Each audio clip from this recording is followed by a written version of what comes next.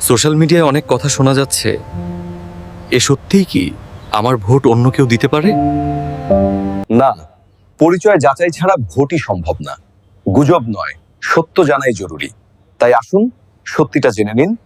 ভাই, দেখছেন অবস্থা? ফেসবুকে যা শুরু হয়েছে, সবাই বলছে একজনের ভোট নাকি অন্যজন দিয়ে দিচ্ছে। তাহলে আমি কি আমার ভোটটা ঠিকঠাক দিতে পারবো, নাকি আমার ভোটও চুরি হয়ে যাবে? আরে ভাই থামেন, পোস্টাল ব্যালট কি এতই সহজ জিনিস যে চাইলো আর আপনার ভোট দিয়ে দিল? ভয়ের কিছু নেই। আপনার ভোট আপনি ছাড়া অন্য কারো দেওয়ার কোনো সুযোগই নেই। আসুন, কেন একজনের ভোট অন্যজন দিতে পারবে না সেই কারণগুলো এক এক করে জেনে নিই। প্রথমত, লাইভনেস ভেরিফিকেশন। এই প্রযুক্তিতে শুধু ছবি বা ভিডিও দেখালে কাজ হবে না। ভোটার রক্তমাংসের মানুষ হিসেবে ক্যামেরার সামনে উপস্থিত কিনা সিস্টেম সেটা রিয়েল টাইমে যাচাই করে নেয়। তাই ছবি দেখিয়ে ফাঁকি দেওয়া অসম্ভব। দ্বিতীয়ত, সেলফি ম্যাচ।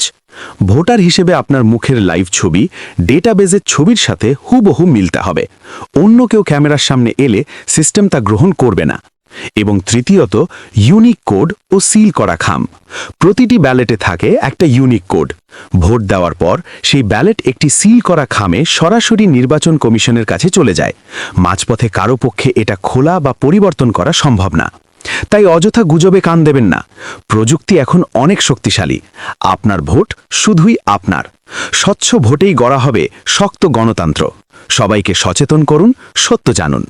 সার্বিক তত্ত্বাবধানে মোহাম্মদ শফিকুল ইসলাম।